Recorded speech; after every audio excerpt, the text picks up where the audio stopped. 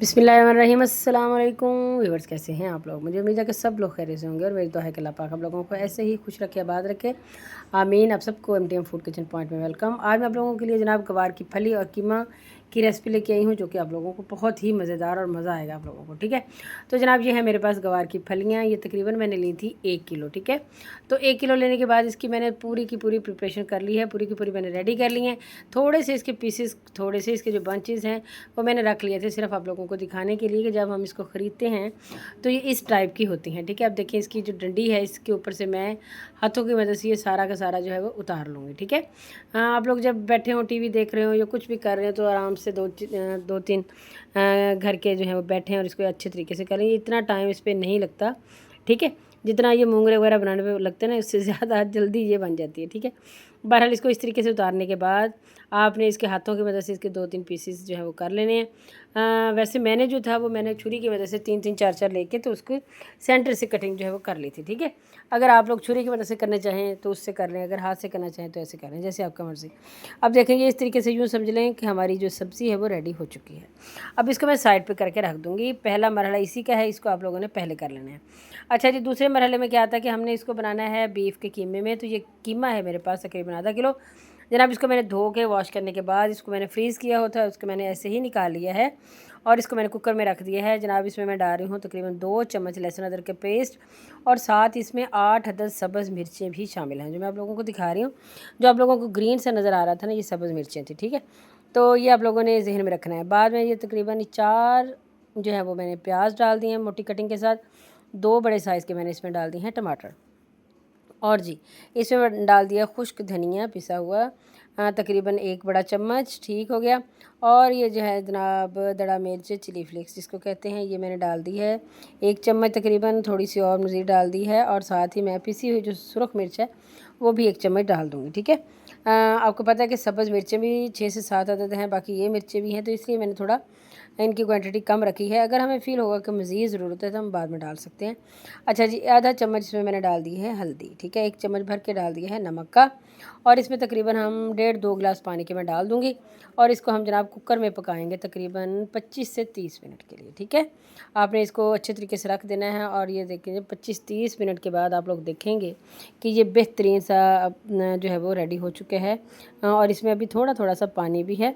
ठीक है, लेकिन जो कीमा है वो बहुत अच्छे तरीके से गल चुका है। ठीक है, अब इस पानी को हमने खुश्क नहीं करना।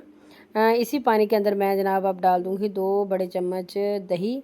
ठीक है, जो है बहुत ज़्यादा खट्टा ना हो, बस दरमियाने आम नॉर्मल जैसे ताज़ा दही होता है वो आप डालें इसमें।